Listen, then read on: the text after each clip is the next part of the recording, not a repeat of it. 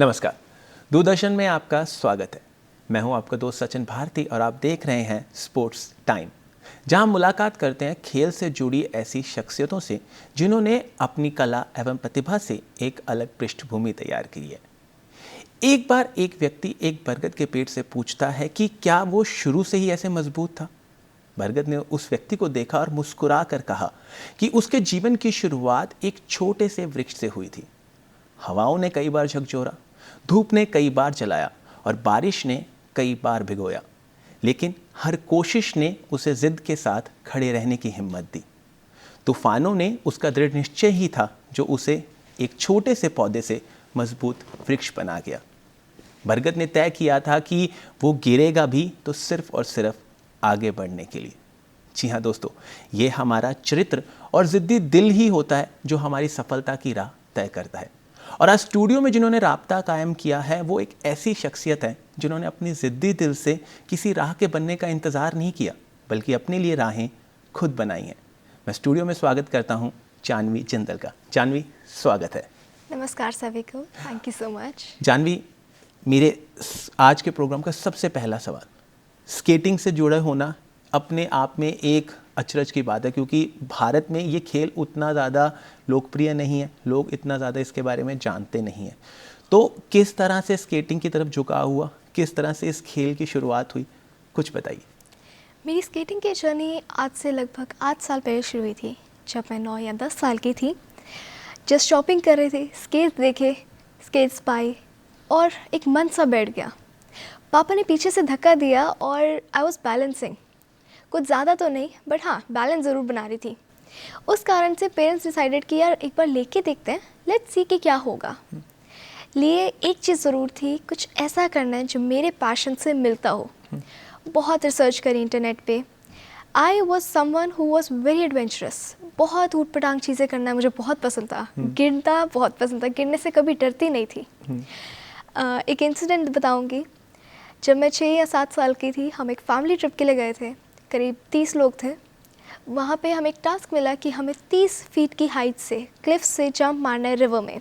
And 30 feet is लगभग 3rd floor of the building. वहाँ से मारना था। कईयों ने मारा, कईयों ने नहीं मारा। I was the only child और ओनली पर्सन जिसने उस क्लिफ से 3 बार जंप मारी। वाह, दैट्स गुड। मतलब जानवी और एडवेंचर दोनों एक दूसरे के लिए सिनोनियम है। Definitely rock climbing, rappelling, river rafting, इन सब में मुझे बहुत मज़ा आता था। तो सीइंग दैट, जब पेरेंट्स ने सर्च करी ना कि क्या चीज़ हमें ऑप्ट करना चाहिए इन स्केटिंग, हमें बहुत सारी कैटेगरीज मिली। Speed, hockey, downhill, alpine, artistic. But I think जो मेरे से सबसे ज़्यादा मिलता था that was free style skating. Free style skating basically skating पे कुछ भी जो आपका मन करे वो कर सकते हो। Jumps, rolling down on stairs, ramps पे ऊपर नीचे जाना, डांस करना, भंगड़ा करना, these were all part of free style skating. तो कहीं ना कहीं उस चीज़ से मेरा एक लगाव बन गया, क्योंकि खुद पैशनेट थी, खुद एडवेंचरस थी। तो कहीं ना कहीं वो जंप्स करने में जो मज़ा था वो किसी भी स्पोर्ट में नहीं आ रहा था।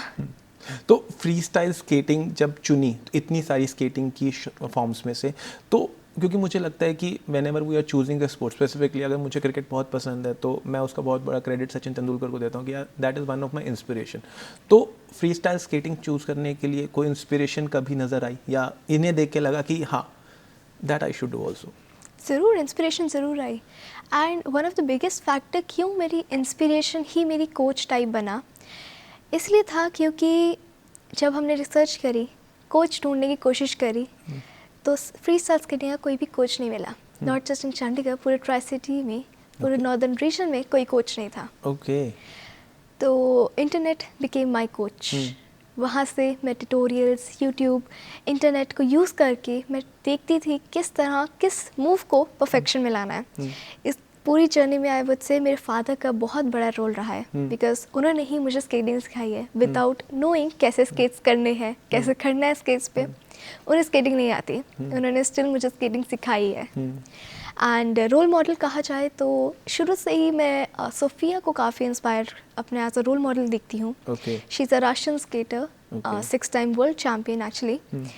तो उनका जो एक डांस का मूव था ना, जिस तरह वो फ्लोनेस में वो डांस करते थे, आई थिंक वो कहीं ना कहीं मुझे काफ़ी इंस्पायर करता था एंड आई वांटेड कि मैं वैसा सा ही कुछ करूं, क्योंकि मैंने काफ़ी सारे इंटरनेशनल स्केटर्स की वीडियोस देखी हैं, बट उनका कहीं ना कहीं मुझे बहुत ही ज़्यादा अच्छा लगा। ओके। तो शुरू से ही वो मेरे रोल मॉडल भी रहे हैं। सोफिया इज़ द वन जो आज इतनी बड़ी अचीवमेंट का रीज़न मैं मानूंगा जानवी की लाइफ में। ट्रू एंड इवन उनसे मेरी बात वगैरह होती रहती है थ्रू इंटरनेट ओनली जी। उनसे मेरी बात होती रहती है कि किस तरह मैं किस चीज़ को परफेक्ट लाऊं, क्या चीज़ मुझे किस पार्ट में हेल्प करेगी। तो definitely she is also a guide for me. That's great. And being a international skater और उसके बाद भी इतने यंग स्केटर को सपोर्ट करना, आई गेस ये उनके पार्ट पे भी बताता कि how good sportsman she is. तो फैमिली में यू सेड कि पापा इज़ द मोटिवेशन। तो दो उनको स्केटिंग नहीं भी आती, तो उनके लिए किस तरह के चैलेंजेस रहे इस स्पोर्ट को आपको इतना तैयार करने के लिए? बहुत सारे चैलेंजेस थे। आप लगाओ, आपको एक फिजिकल गेम नहीं आती, कहीं ना कहीं आप इंटरनेट से देख के समझोगे, बट उसको आगे सिखाना मुश्किल वो है। एक और ही अलग टास्क है। देखना हज़ार, क्योंकि एक वीडियो से आप कभी नहीं समझ पाओगे एक फिजिकल गेम को। 50 वीडियोस कम से कम देखनी पड़ती थी, किस तरह कौन सा स्केटर कितनी नीज को बेंड कर रहा है, कहाँ पे देख रहा है, बॉडी कितनी स्ट्रेट है, आर्म्स कहाँ पे हैं, इन सब को 50 वीडियोस में समराइज करना कि क्या राइट फॉर्म है, उसको देन आगे सिखाना, आई थिंक खुद में ही एक बहुत बड़ी चीज़ है, बहुत बड़ा चैलेंज भी है। और क्योंकि आई डिड स्केटिंग वंस, तो मुझे पता है कि हम सिर्फ 1 घंटे के लिए ट्राई किया और हम उसमें सिर्फ और सिर्फ बर्फ़ के ऊपर ही छुए रहे, गिरते रहे। तो it's a very tough task, और बिना कोच के एक सही पोजीशन को फिगर आउट करना वो एक बहुत बड़ा चैलेंज है। डेफिनेटली टाइम कंज्यूमिंग भी है। जहाँ पे दूसरे स्केटर्स के पास कोच थे, उन्हें मे बी टेक्निक पता होने के कारण क्या फ्यूचर में किस चीज़ की तरह हेल्प होगा, उस नॉलेज के कारण उन्हें वो चीज़ सिखानी 2 या 3 दिन में सिखा देते। वही मुझे वही ट्रिक सीखने में 2-3 हफ्ते या महीने भी लगते थे। तो डेफिनेटली टाइम लैग का जो है ना, एक ऑब्स्टिकल मेरे लिए बहुत है।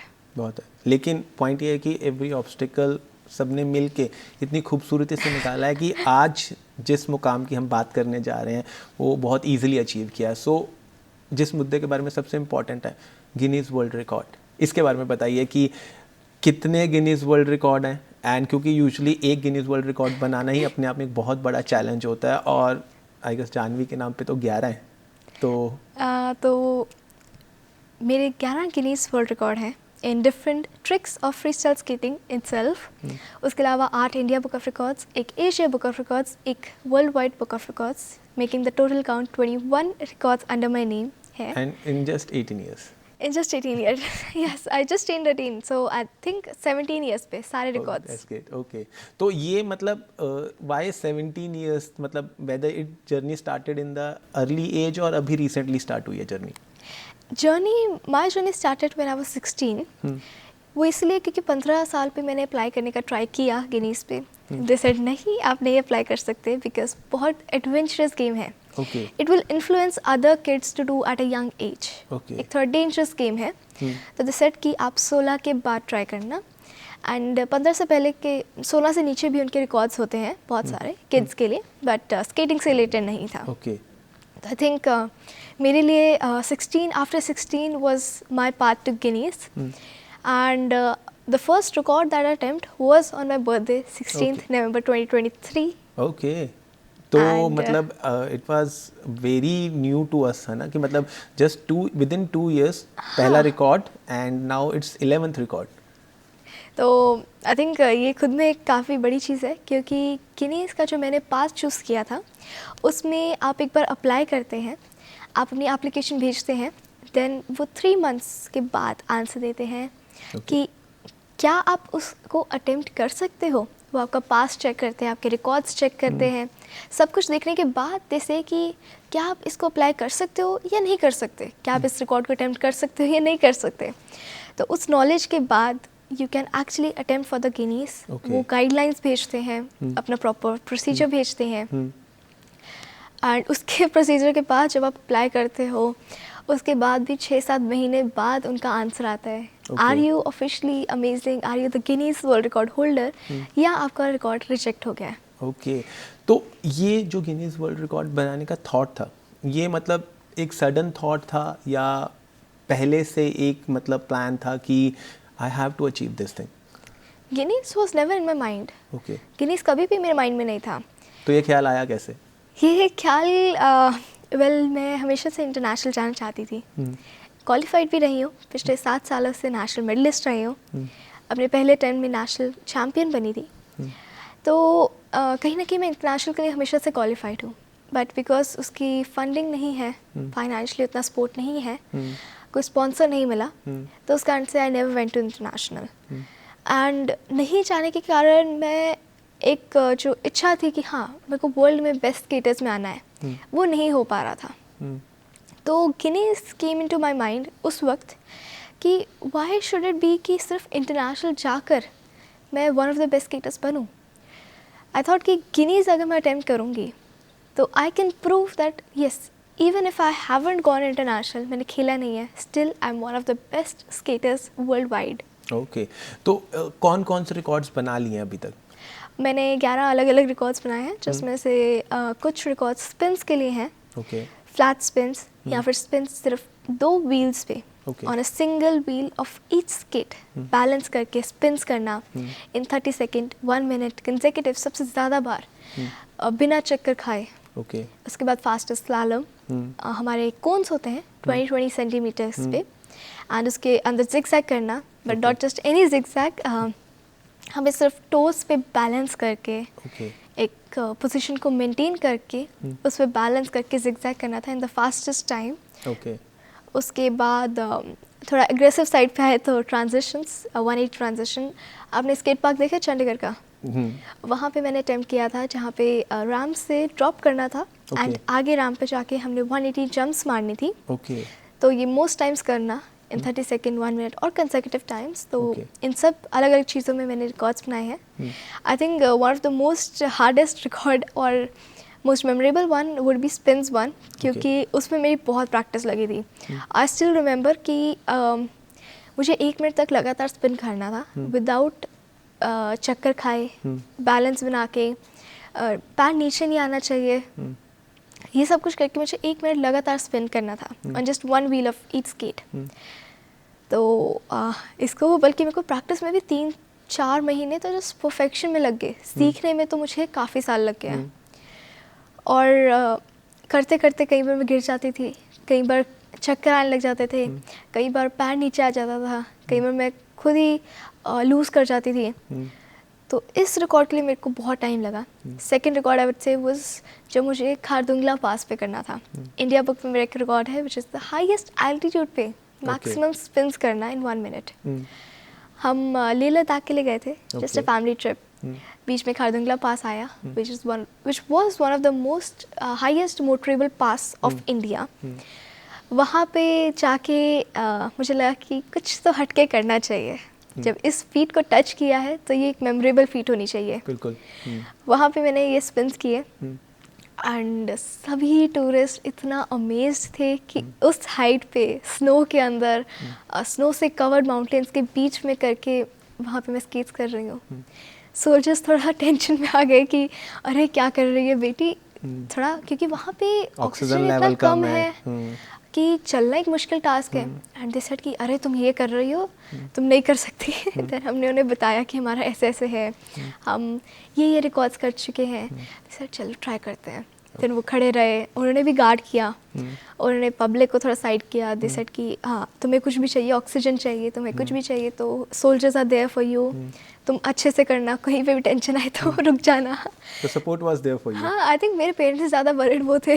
हाँ, तो डेफिनेटली एक इतने बड़े एल्टीट्यूड पे इतनी बड़ी चीज़ करनी, तो आई गेस वो उनके लिए भी टफ होगा। मतलब यूजुअली एक पर्सन के लिए सोचना भी वो मुश्किल टास्क है, क्योंकि अगर आप लेह लद्दाख की एक जर्नी ही मतलब सोचते हो तो वो ही यूजुअल पर्सन्स के लिए काफ़ी ज़्यादा टफ हो जाते हैं। तो एज यू सेड कि एक स्पिन वाले रिकॉर्ड को तैयार करने के लिए you have to train very hard. तो ट्रेनिंग का ये दौर किस तरह रहता है? मतलब how you plan this training, क्या वे होता है इस ट्रेनिंग को प्लान करने का कि इस रिकॉर्ड को अचीव करने के लिए ट्रेनिंग इस तरह करने की ज़रूरत है, और कहाँ ट्रेनिंग बेसिकली अपनी प्रोग्रेस करते हो?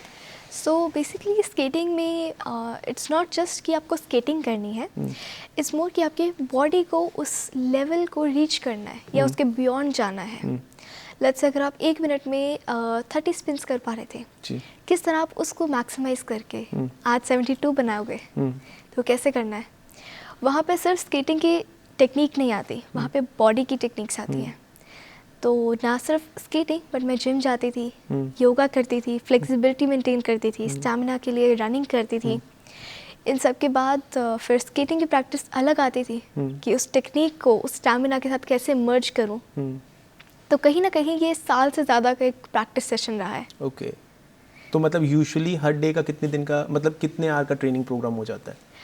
जिम में जाती हूँ सुबह। ओके। तो वो होता है 1 घंटे से 1.5 घंटे, जिसमें हाफ एन आवर कार्डियो होता है एंड 1 आवर जिम होता है। Okay. Not weight training, just stamina building and strength building Okay. Without weights. उसके बाद बीच में शाम को मेरी स्ट्रेचिंग होती है, योगा होती है, थेरा बैंड्स होते हैं, स्ट्रेचिंग बैंड्स होते हैं।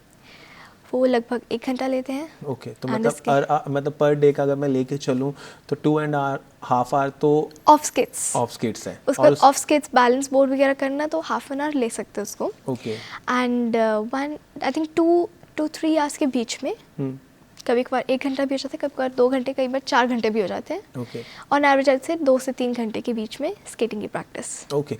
और ये वीक के 7 दिन या छुट्टी भी है? वीक में सैटरडे नाइट मेरी होती है। ओके। उस दिन मैं कुछ भी नहीं करती क्योंकि मेरी सुबह जिम की छुट्टी थी, पर्सनल ट्रेनर नहीं आते। ओके। तो ऐसे संडे मॉर्निंग में थोड़ा लेट उठती हूँ, ओके।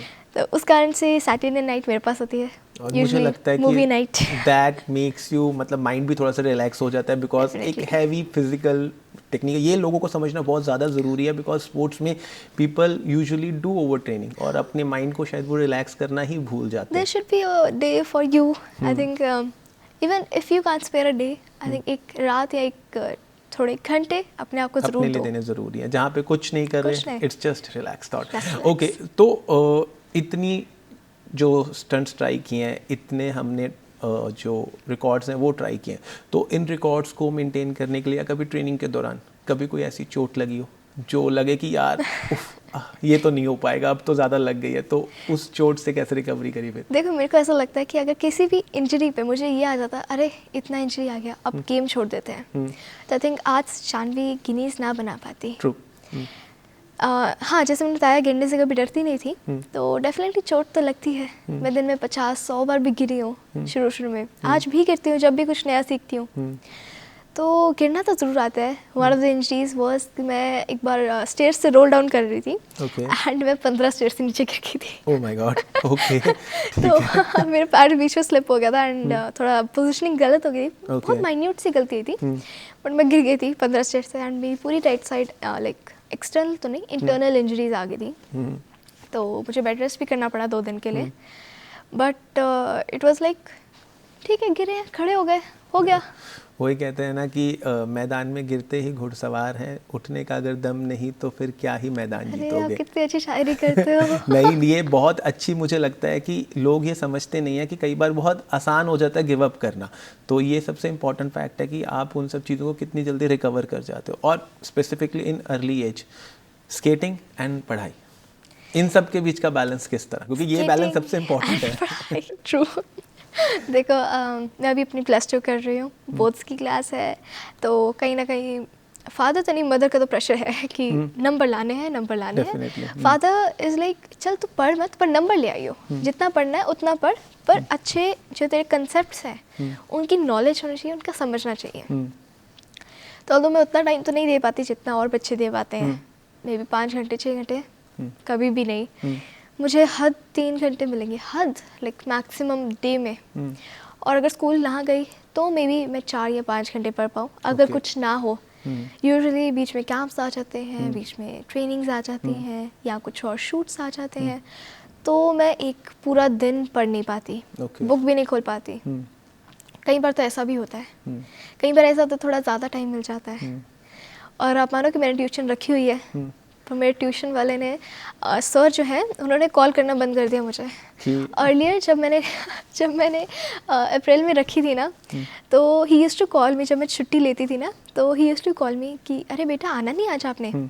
तो आई वाज लाइक सर आज प्रैक्टिस है, नहीं आ पा रही मैं, सॉरी।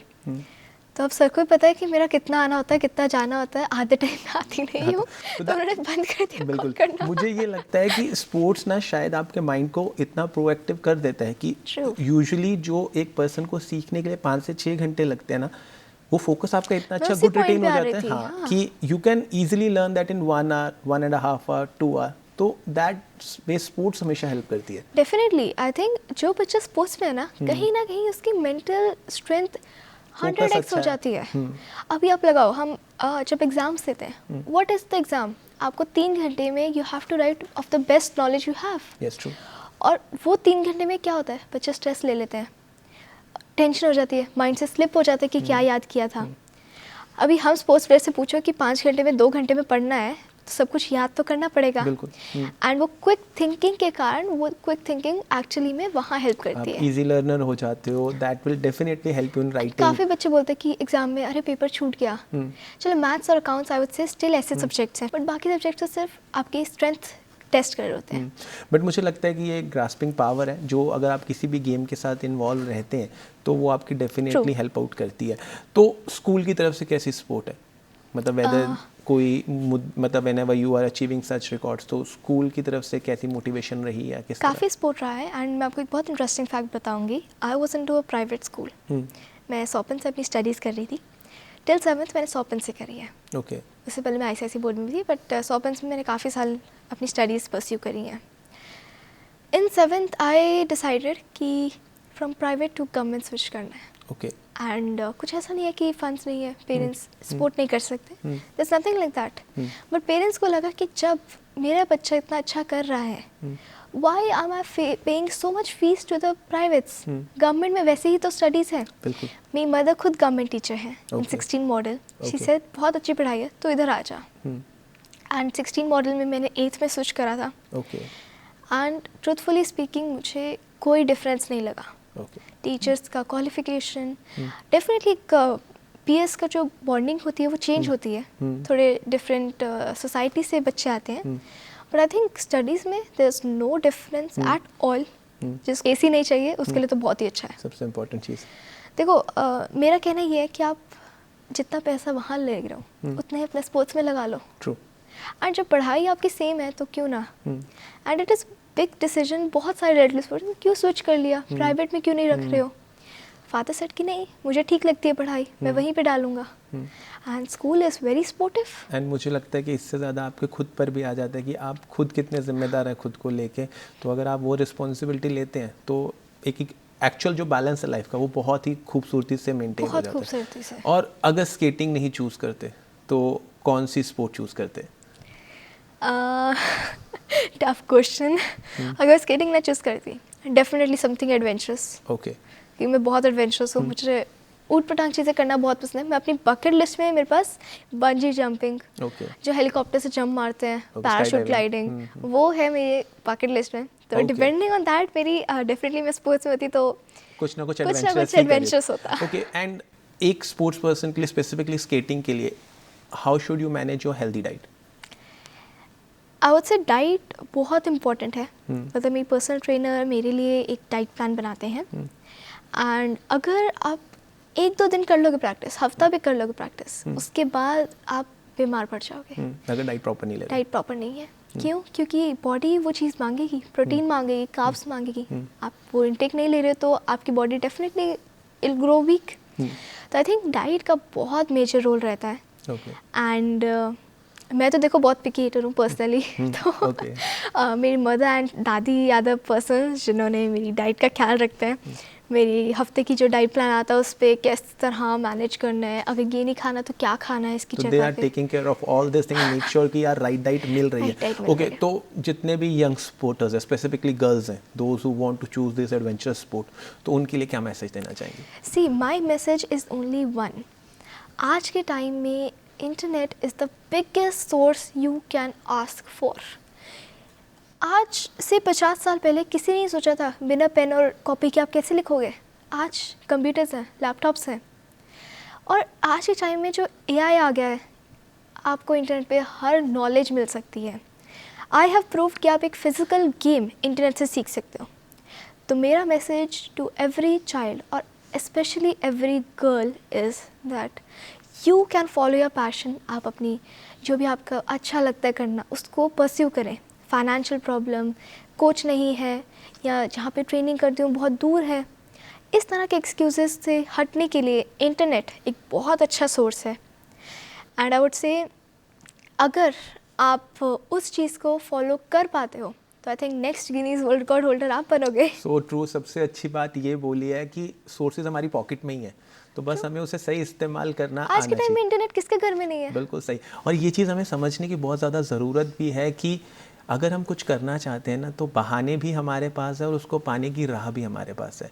एक बार एक बच्चा स्ट्रीट लाइट के नीचे पड़ रहा था, तो उसके पड़ोसी ने उससे पूछा कि सारा दिन काम करने के बाद वो रात को किताबों से क्यों उलझ रहा है, ये वक्त तो आराम करने का है, उसे आराम करना चाहिए।